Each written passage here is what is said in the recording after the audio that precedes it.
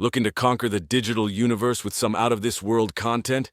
Join the Sci-Fi Empire crew, where we work hard to bring you the coolest sci-fi adventures. Hit that subscribe and follow button, and let's embark on an epic journey together. 3,000 years had passed since the Galactic Council had delivered their catastrophic judgment against Earth, reducing it to a smoldering ruin.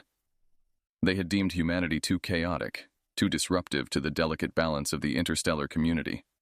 With overwhelming force, they obliterated Earth's cities and defenses, leaving nothing but ashes and silence in their wake. But humanity was not as easily erased as their homeworld. Over the centuries, the scattered remnants of humanity had clawed their way back from the brink of extinction. They survived on distant, forgotten colonies, on the fringes of the galaxy where the Council's laws were but whispers. In these harsh frontiers, they rebuilt, they adapted, and most crucially, they remembered.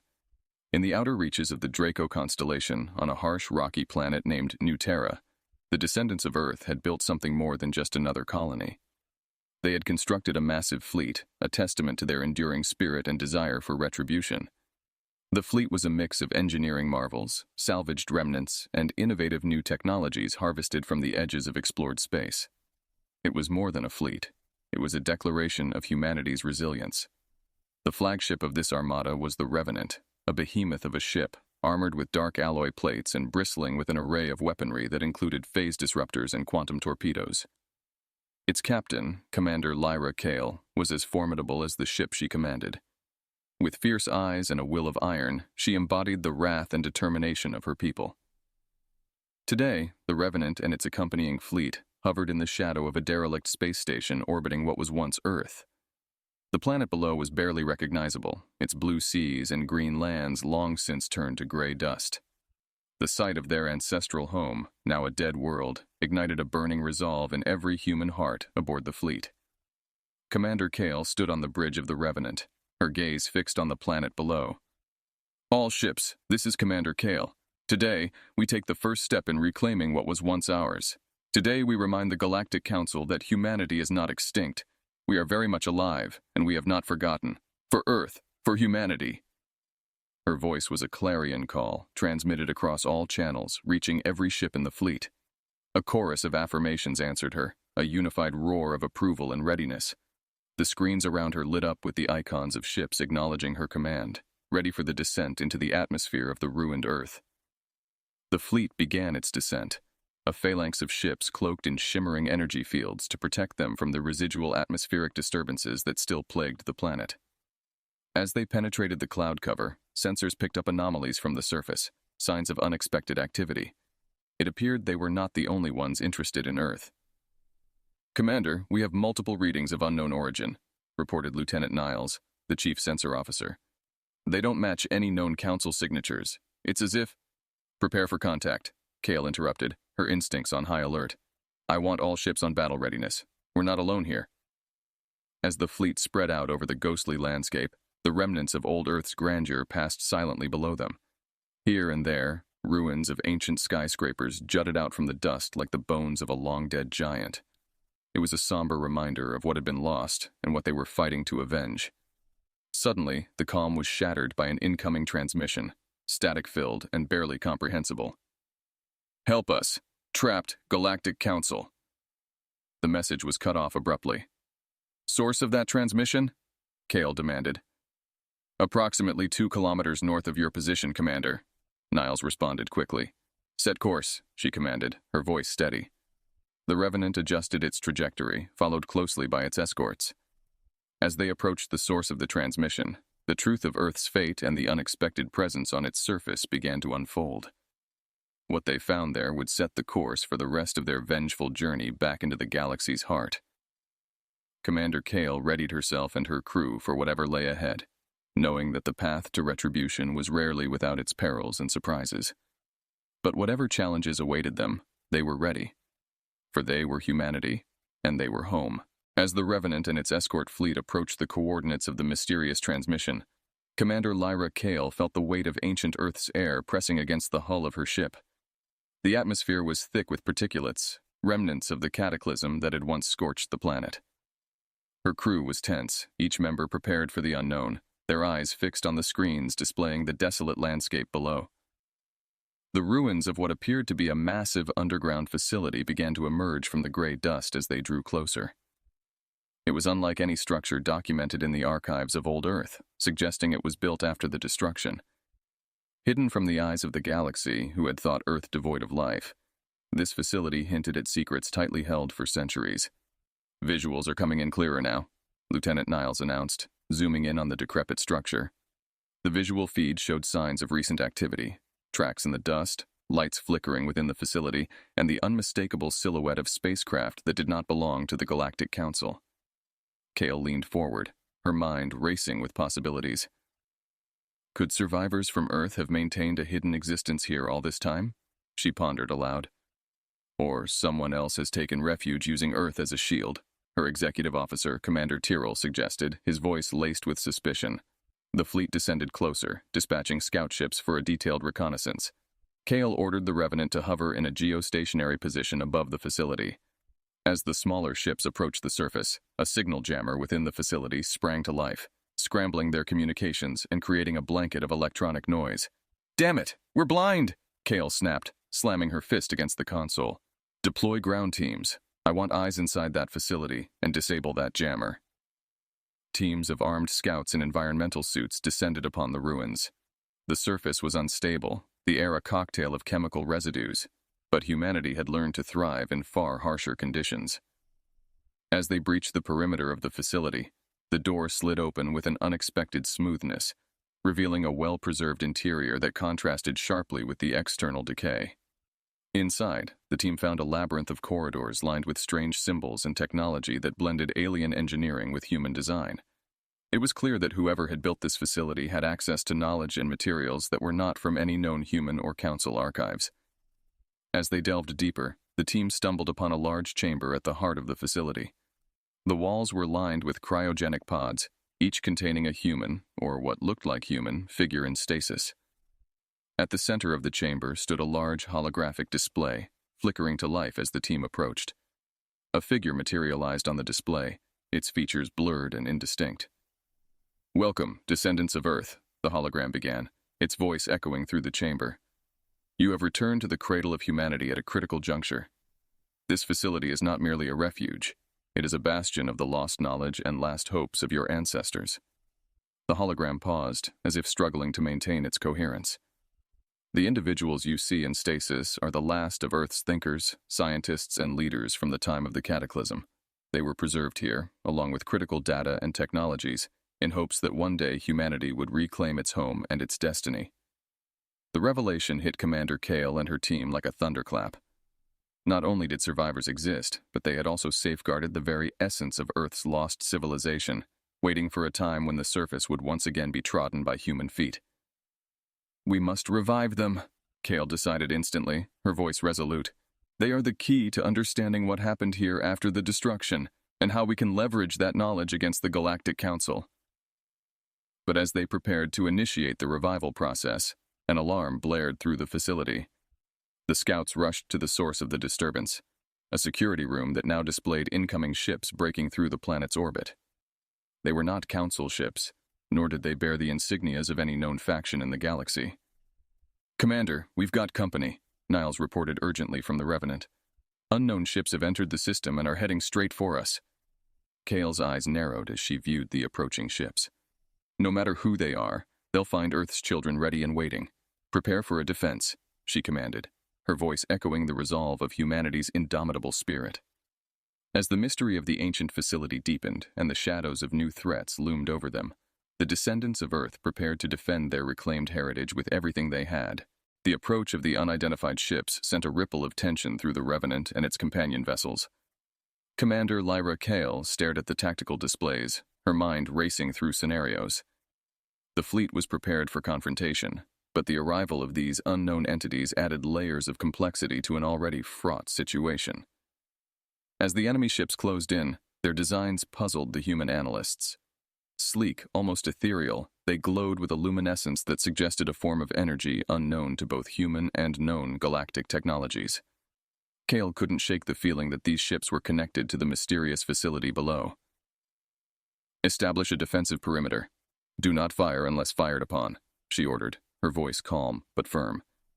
Her eyes never left the display as she watched the unknown ships slow their approach, hovering just outside of engagement range. On the surface, the revival process within the ancient facility was underway. The science team, led by Dr. Ilara Miles, worked feverishly to stabilize the systems that maintained the cryogenic pods. One by one, the pods began to hum to life, the figures inside stirring as centuries of enforced slumber faded. Back on the Revenant, a communication channel crackled to life. A voice, clear and melodious, emanated from the speakers.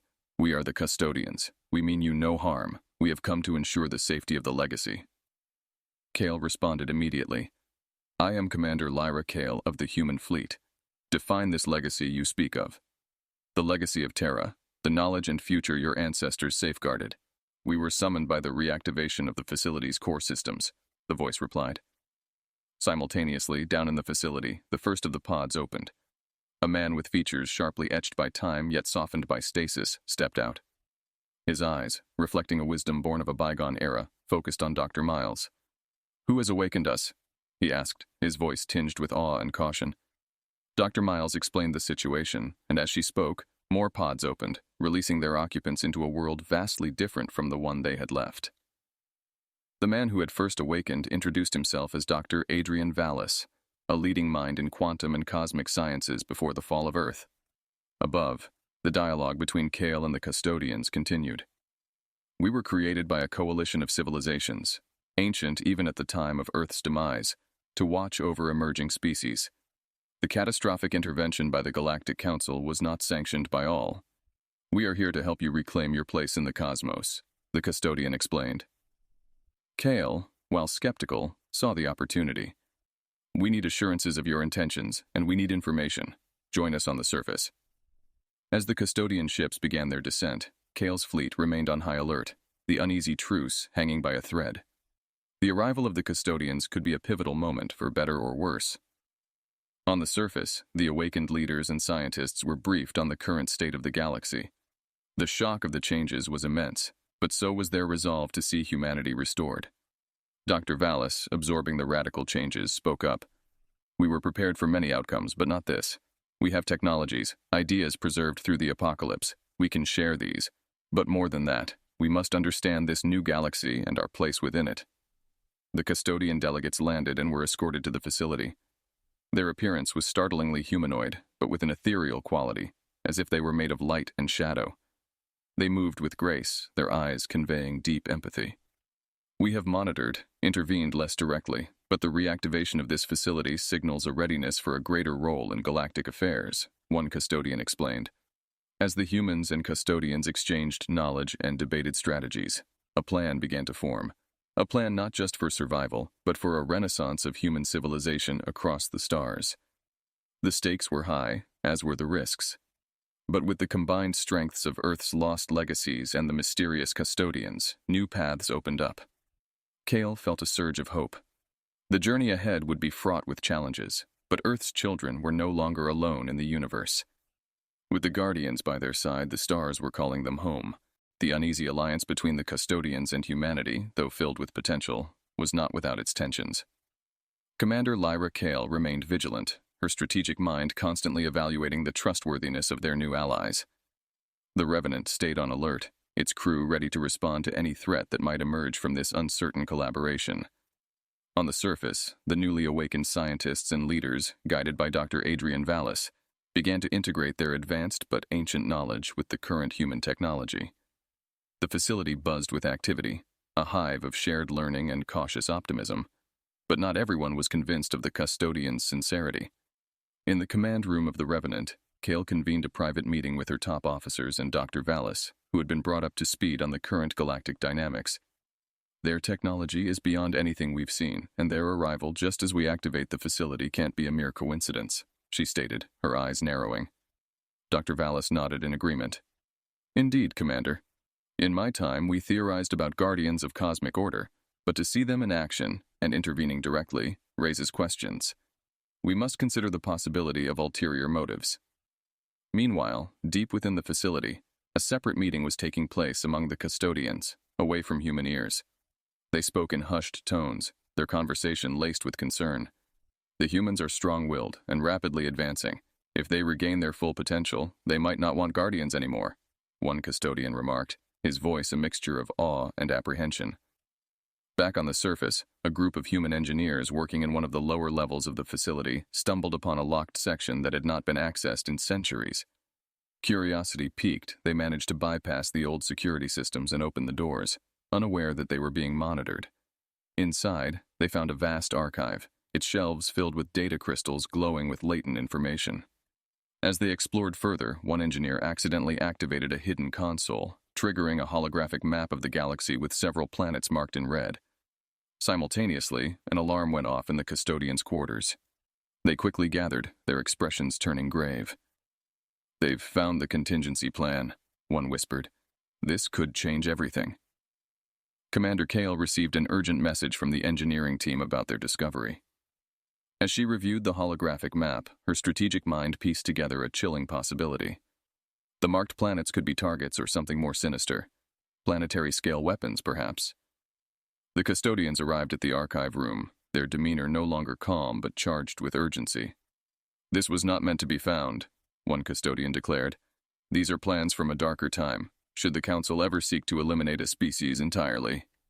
Kale faced the custodians, her trust shaken. "Were you planning to use these against us if we became a threat?" she demanded, her voice steady despite the rising tension. The custodians exchanged glances, their silence speaking volumes. Finally, one responded. "Our mission has always been to protect, not destroy.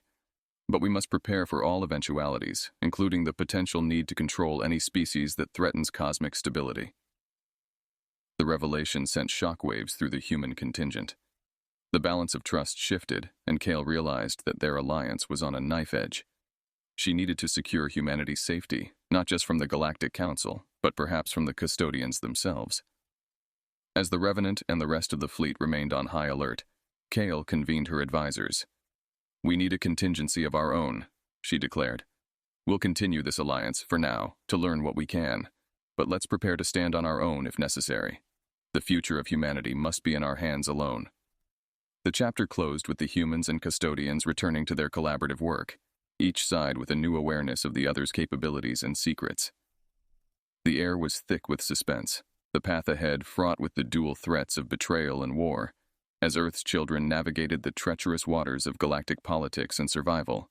Commander Lyra Kale's decision to prepare for potential betrayal cast a shadow over the collaboration with the custodians. As the days progressed, the Alliance's initial openness gave way to a guarded dance of diplomacy and strategic positioning. Both humans and custodians continued to share knowledge and resources, yet each interaction was measured. Every piece of information shared was carefully vetted for potential risks. In the depths of the facility, Dr. Adrian Vallis and his team worked tirelessly to integrate ancient Earth technology with both human advancements and custodian innovations.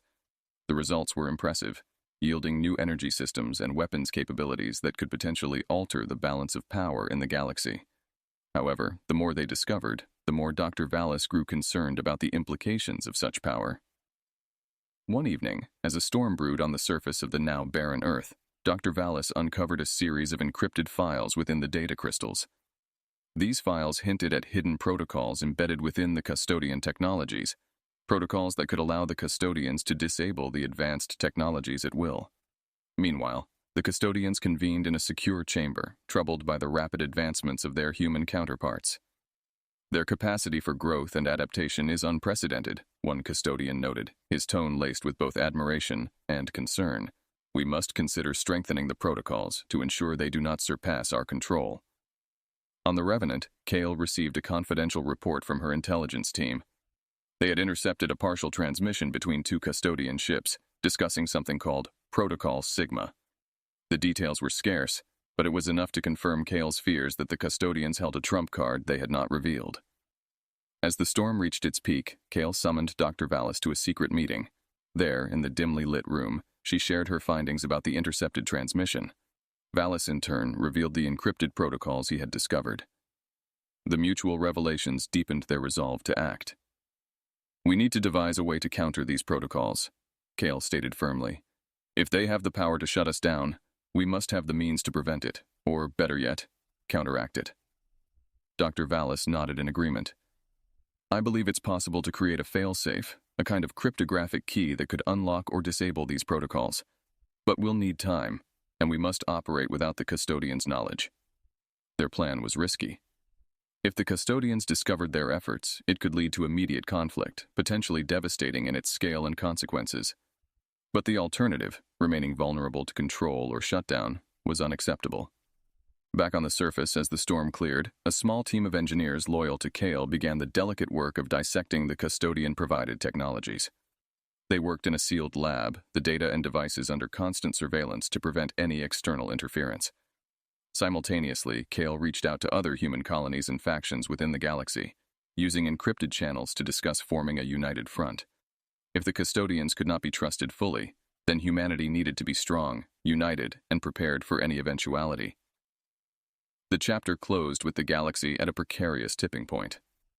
The fragile peace maintained by the Alliance was threatened not just by external enemies, but now, more ominously, by the very guardians who had come to aid humanity.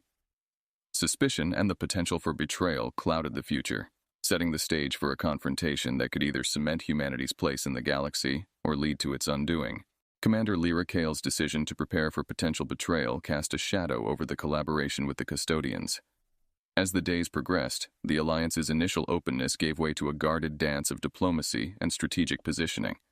Both humans and custodians continued to share knowledge and resources, yet each interaction was measured. Every piece of information shared was carefully vetted for potential risks.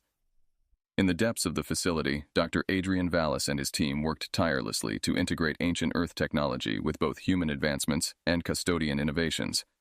The results were impressive, yielding new energy systems and weapons capabilities that could potentially alter the balance of power in the galaxy. However, the more they discovered, the more Dr. Vallis grew concerned about the implications of such power. One evening, as a storm brewed on the surface of the now barren Earth, Dr. Vallis uncovered a series of encrypted files within the data crystals.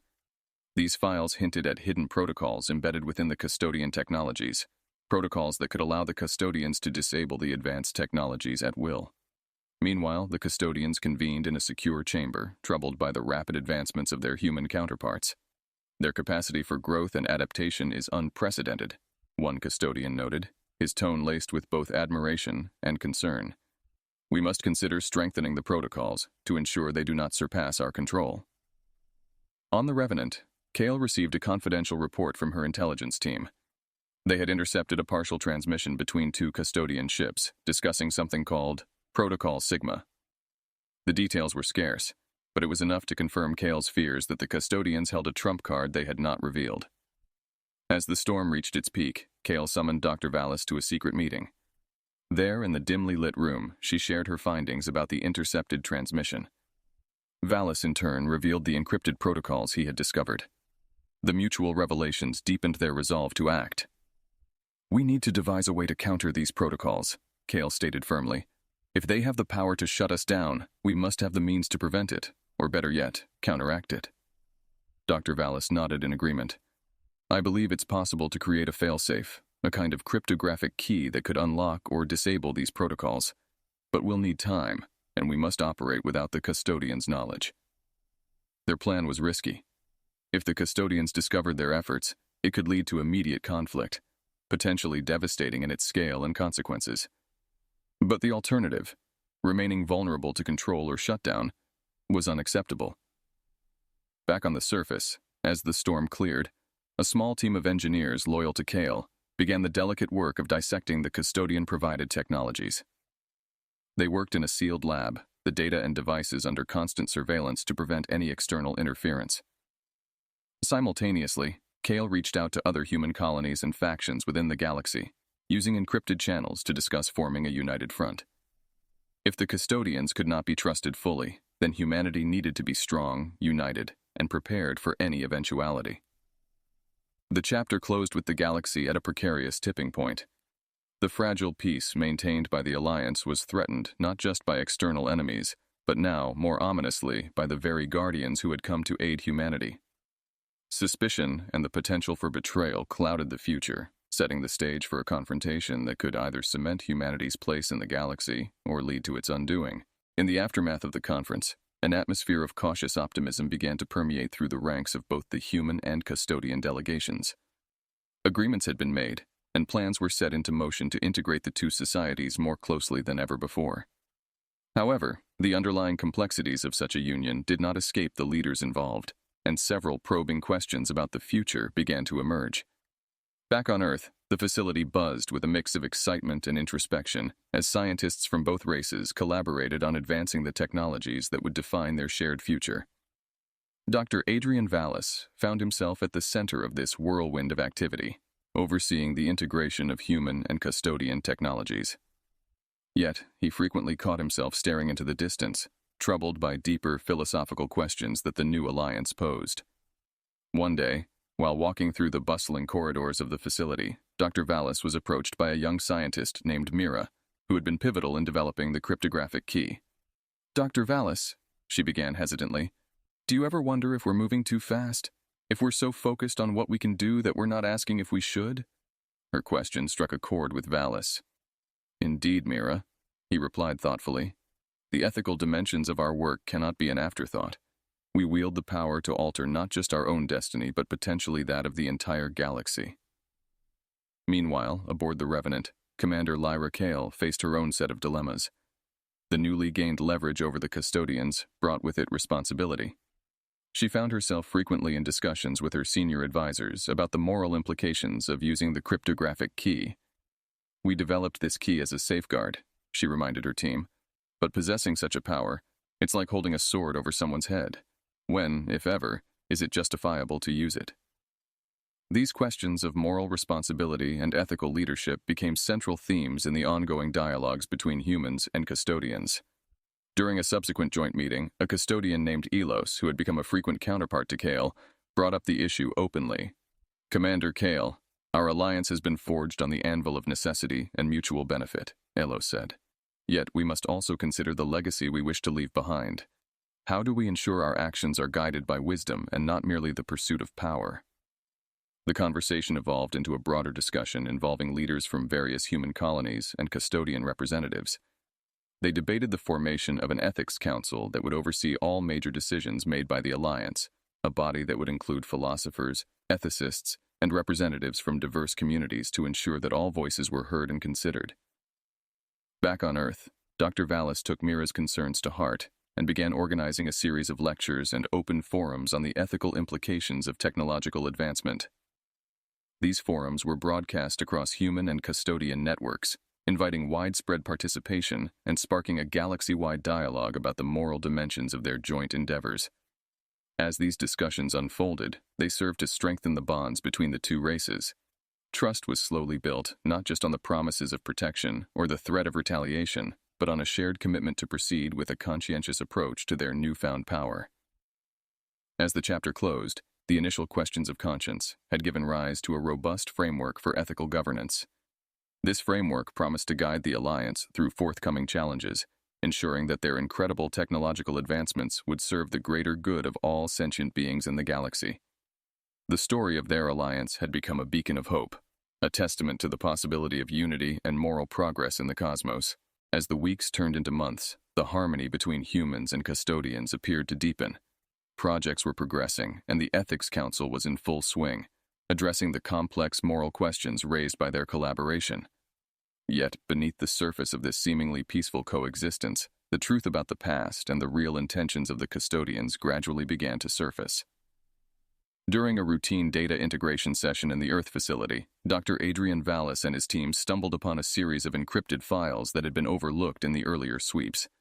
These files, buried deep within the custodian archives, were significantly more guarded than anything they had encountered before.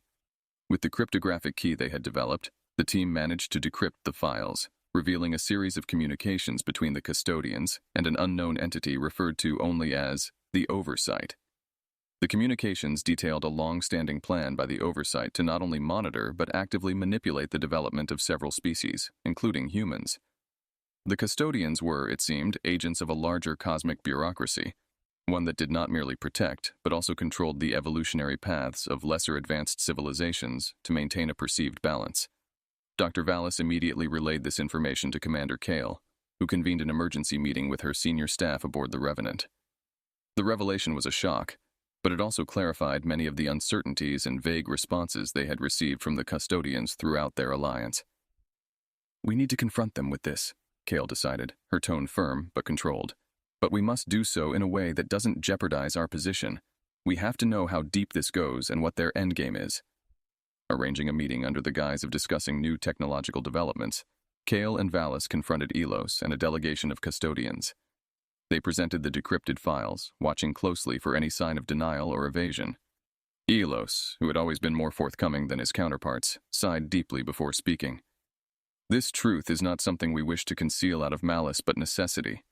The galaxy is a complex web of forces, and the oversight believes that without some level of control, chaos would consume many worlds, including yours. The explanation did little to temper the sense of betrayal Kale felt. You've been playing God with us, with many species. How can we trust anything you say when everything might just be another manipulation? Elos responded earnestly. I understand your anger, Commander. Not all of us agree with the Oversight's methods. That's why we hoped that by working together openly, we could find a new way forward, one that is shaped by mutual respect and shared governance. Realizing the depth of the ideological divide within the custodian ranks themselves, Kale saw an opportunity. Then let's expose this oversight. Help us make this a truly equal alliance, not under the shadow of manipulation, but in the light of honesty. Reluctantly, Elos agreed. The next steps involved planning how to present this revelation to the broader galaxy. The Ethics Council played a crucial role, drafting a declaration that would be broadcast across human and custodian channels, revealing the existence of the oversight and proposing a new path forward, one that would be decided through democratic means and open dialogue. As the chapter closed, the broadcast went live, reaching billions across the galaxy. The initial shockwaves were immense, with reactions ranging from outrage to relief. The future was uncertain, more so now than ever, but there was a sense of hope. The veil of deception had been lifted, and though the road ahead was fraught with challenges, it was a road that they would now navigate together, with their eyes fully open and truths acknowledged. The galaxy was still reeling from the revelations about the oversight when further unsettling truths began to emerge. As the initial shock subsided, deeper analysis of the custodian archives uncovered additional layers of deception that even Elos hadn't known about. It became evident that the so-called alliance and the recent disclosures were part of an even more elaborate ruse orchestrated by the oversight to test the unity and resolve of humanity and its custodian allies. Commander Lyra Kale felt a chill as she reviewed the latest findings with Dr. Adrian Valis. The decrypted files suggested that the oversight had not only been controlling the development of species, but had also engineered crises to evaluate responses and manipulate evolutionary paths. The recent truth about their operations might itself have been a controlled leak, intended to gauge how advanced civilizations would handle profound betrayals and truths. Could we have been just pawns in a larger game, testing our maturity as a species? Dr. Valis mused, his voice tinged with disbelief and frustration. Kale's jaw tightened. It seems so, but now that we know, it's another game entirely. We play along while preparing to turn the tables. Her eyes had a steely glint, reflecting a new resolve. Unknown to them, their conversation was being monitored. The oversight was indeed observing, curious about how Kale and her compatriots would react to realizing even deeper levels of manipulation.